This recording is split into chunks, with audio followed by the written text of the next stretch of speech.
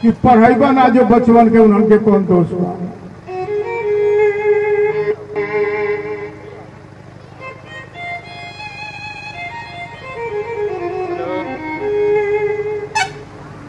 बात कराना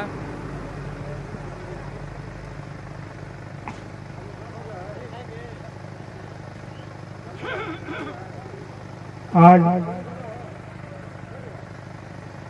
हमारे साथी गोविंद प्रसाद जी के श्रद्धेय पिताजी अनमोल प्रसाद जी आज हमारे बीच नहीं हैं। मैं उनके चरणों में सशक्त नमन करता हूं। मैं आज से लगभग 2 साल पहले मिलने आया था इनसे। वहां बेड थे बार फोन कर और जैसे ही उनको गोविंद जी ने बताया कि पिताजी ये प्रोफेसर साहब हैं और ये समय जो बचता है उस बचे समय में समाज में जाते हैं, जागरूक करने का काम करते हैं। साहब कांशीराम के सपनों को साकार करने के लिए छोटा सा प्रयास करते हैं। मैं उस समय इतना भावुक हो गया कि वो ऑन बेड थे और मुझसे गले लगाने के लिए उठने का प्रयास करने लगे और जब उठ नहीं पाए तो मैं उनको गले लगाया और वो फूट फूट कर रोए। वो बस मुझसे मिल के मैं इतना भावुक हो गया, मैं भी उनके साथ रोने लगा। और जब वो लगे बताने कि हम लोगों ने कांशीराम साहब के साथ कैसे काम किया, कैसे कैसे उनके सुपुत्र गोविंद जी, उनके परिवार के तमाम सदस्य उनकी प्रेरणा से जरूर आगे बढ़ेंगे, समाज को आगे। मैंने 2 छोटी कविताएं लिखे हैं, मैं उस कविताओं को मैं पढ़ने का प्रयास करूंगा, आपके बीच रखने का प्रयास कर रहा हूं। तो ये कहाँ जा रहे हैं? माननीय अकेला जी ने बताया कि देश कैसा था, आज किस तरफ जा रहा है। अब अंदाजा लगाइए कि एक समय सोने की चिड़िया कहा जाता था, दूधों की नदियां बहती थी यहाँ वास्तव में, और आज हम केवल ये अलाप रहे हैं कि हम विश्व गुरु बनने जा रहे हैं। रामायण महाभारत करके हम विश्व गुरु बनने का प्रयास कर रहे हैं, या ऐसा कहा जा रहा है। तो मैंने एक छोटी सी कविता उस पर लिखी, जो हमारा समाज बहक रहा है, भटक रहा है, उनके पीछे भागने का प्रयास कर रहा है। मैंने प्रयास किया, वो जो मेरी संवेदना है मैं यहाँ चंद शब्दों को के माध्यम से आपको सुनाने का प्रयास कर रहा हूं। इसका शीर्षक है मेरी बकरियां। बकरियां मेरी चली गई कसाई के बारे में। बकरियां मेरी चली गई कसाई के बारे में, बोली तुम काम के बदले देते थे अनाज। बकरियां मेरी चली गई कसाई के बारे में, बोली तुम काम के बदले देते थे अनाज, मिल रहा है मुफ्त में रोटी कपड़ा मकान आज। तुम काम के बदले देते थे अनाज, मिल रहा है मुफ्त में रोटी कपड़ा मकान आज। नवमी में खूब छक्कर खाएं, नवमी में खूब छक्कर खाएं, 9 दिन ईद दशहरा दीपावली खूब मनाएं। नवमी में खूब छक्कर खाई, 9 दिन ईद दशहरा दीपावली खूब मनाई, और 10वें दिन बेमुरव्वत की गई हलाल। 10वें दिन बेमुरव्वत की गई हलाल, कसाई हो गया मालामाल, कसाई हो गया मालामाल। 5 किलो अनाज के चक्कर में अपना सर्वस्व न्यौछावर करने के लिए वो तैयार है, या कर दिया। आगे 24 का चुनाव आने वाला है, आपको समझ में आ जाएगा कि ये बकरियां अगर इसी तरह से कसाई के बारे में चलती रहेंगी, जाती रहेंगी, तो आगे इनका क्या हाल होने वाला। एक कविता और है, मैं ये सुना के अपनी बातें बंद करूंगा। जो समाज हमारा सोया हुआ है उसको जगाने के लिए एक मेरा छोटा सा प्रयास है। कहा जाता है कि बाबा साहब से एक पत्रकार मिलने गया, उनसे समय मांगा तो उनसे ये बाबा साहब ने कहा कि आप जब टाइम मिले तब आ जाइए, मैं आपके लिए समय निकाल लूंगा। वो सुबह 4 बजे उनके यहाँ पहुंचता है तो बाबा साहब उस समय भी जगे हुए नजर आते हैं, कसरत कर रहे होते हैं। तो पूछता है कि हम तो गांधी जी के पास गए तो वो सो रहे थे, हम नेहरू जी के पास गए तो वो भी सो रहे थे, और आपके पास हम रात में आए हैं तो आप जग रहे हैं। तो बाबा साहब ने कहा कि हमारा समाज सो रहा है इसलिए हम जग रहे हैं, उनका समाज जग रहा है इसलिए वो सो रहे हैं। तो समाज सो रहा है, उसको जगने के लिए हमने चंद लाइनों में कुछ बातें पिरोई हैं, मैं आपके सामने रखता हूं। कहां सोए हो मेरे यार, कहां सोए हो मेरे यार, कहां सोए हो मेरे यार, कहां सोए हो मेरे यार। अरे सदियों से तुम सोए रह गए अब तक आंखें न खोले, सदियों से तुम सोए रह गए अब तक आंखें न खोले। अपने ही देश में दर दर भटके कभी नहीं तुम बोले, सदियों से तुम सोए रह गए अब तक आंखें न खोले। अपने ही देश में दर दर भटके कभी नहीं तुम बोले। किया तूने अभिनंदन उनका घुस बैठी जब आए। जैसे अकेला जी ने सुनाया आर्यों का आगमन। पथ अपनाए कपटी तुम पर डाका डाले, बन गए खुद सरकार। कहां सोए हो मेरे यार, कहां सोए हो मेरे यार, कहां सोए हो मेरे यार, कहां सोए हो मेरे यार। छठी सदी है ईसापुर में गौतम तुझे जगाए। छठी सदी ईसापुर में गौतम जी आए और आपको जगाने का प्रयास किया। छठी सदी है ईसापुर में गौतम तुझे जगाए। वंचित शोषित जनता को वे सम्यक राह दिखाए।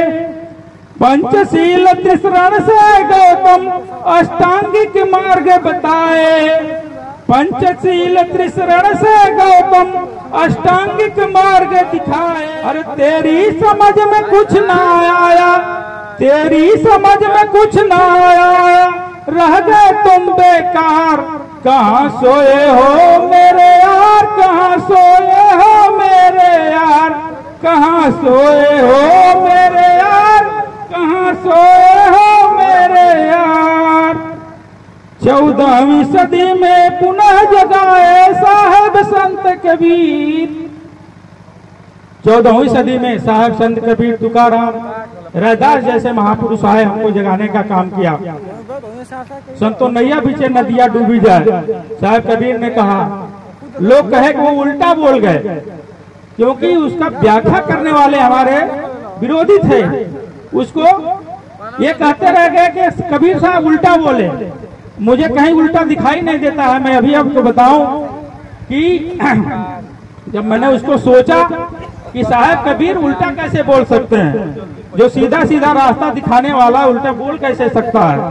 तो मैंने उस पर जब मनन किया, देखा, तो मेरे समझ में बात आ गई है कि जब 3% में 97% डूब सकता है तो नाव में नदी डूबने जैसा नहीं है।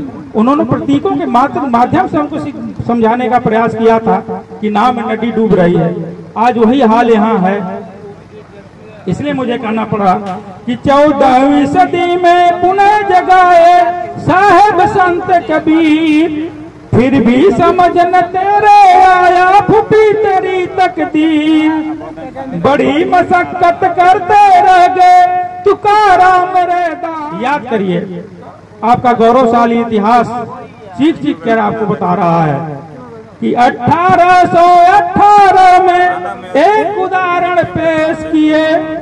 वीर मराठा पेशवाओं के सीने में अभिषेक किए, गाजर मूली बना दिया था अपने वीर सपूतों ने, गाजर मूली बना दिया था अपने वीर सपूतों ने, फिर भी समझ न पाए यारा छिपे हो तुम संदूकों में।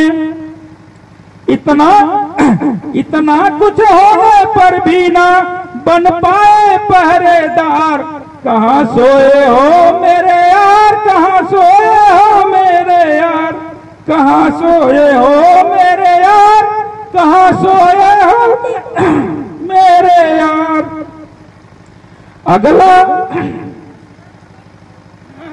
अगला जो था बाबा साहब लिखे तेरी तकदीर, तेरी समझ में फिर ना आया भूले उनकी पीर। अपने 4 बच्चों का, अपने पत्नी का त्याग करके बाबा साहब ने हमको यह अधिकार दिया, लेकिन हमारे तमाम साथी हैं इनको भूल गए हैं। अच्छी प्रतिष्ठा पा जाते हैं तो ये भूल जाते हैं कि हम किस परिस्थिति में कहाँ थे, हमारे पुरखे कहाँ थे, हम किस स्थिति में पहुंचे हैं, किनके वजह से पहुंचे हैं, इसलिए मुझे लिखना पड़ा। अगला जो था बाबा साहब लिखे तेरी तकदीर, अब तेरी समझ में फिर ना आया भूले उनकी पीर। छुआछूत चरम पर था जब बाबा तुझे जगावे, छुआछूत चरम पर था जब बाबा तुझे जगावे। अब कुछ ना समझ में तेरे आया दर दर ठोकर खावे। जैसी ठोकरें बाबा साहब ने खाई हैं वास्तव में हम वो चीज महसूस ही नहीं कर सकते हैं। जब कुछ ना समझ में तेरे आया दर दर ठोकर खावे, अरे उनका किए न तुम सत्कार, उनका किए न तुम सत्कार। कहाँ सोए हो मेरे यार, कहाँ सोए हो मेरे यार, कहाँ सोए हो मेरे यार, कहाँ सोए हो मेरे यार। हिचको ले खाती नैया को संवारे साहेब कांसी राम। बाबा साहब आए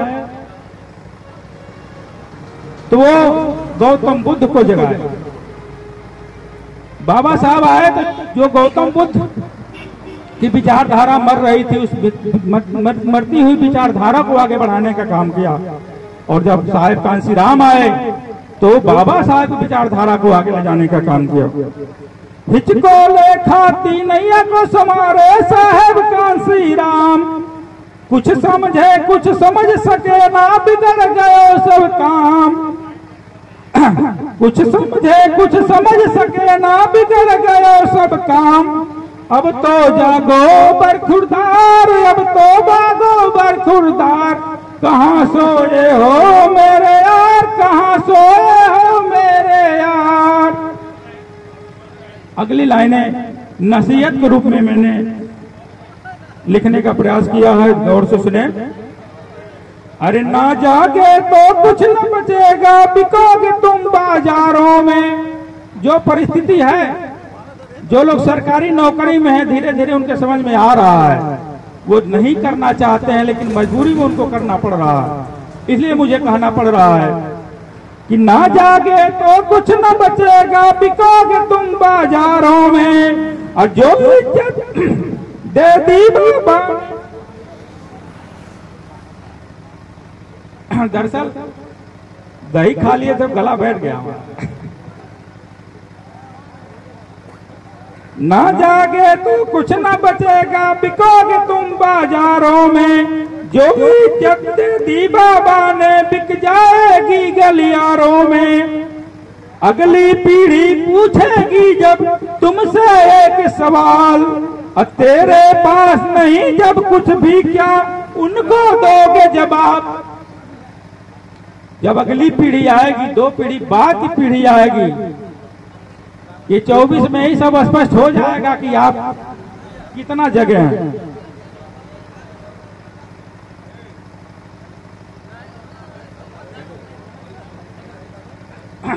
थोड़ा अरे ना जागे तो कुछ न बचेगा, बिकोगे तुम बाजारों में। जब तुमसे एक सवाल तेरे पास नहीं जब कुछ भी, क्या उनको दोगे जवाब? अब तो समझ लो मेरे यार, अब तो समझ लो मेरे यार, कहाँ सोए हो मेरे यार, कहाँ सोए हो मेरे यार। अरे टुकड़ों में जो बटे रहे तो कुछ भी कर ना पाओगे, टुकड़ों में जो बटे रहे तो कुछ भी कर ना पाओगे।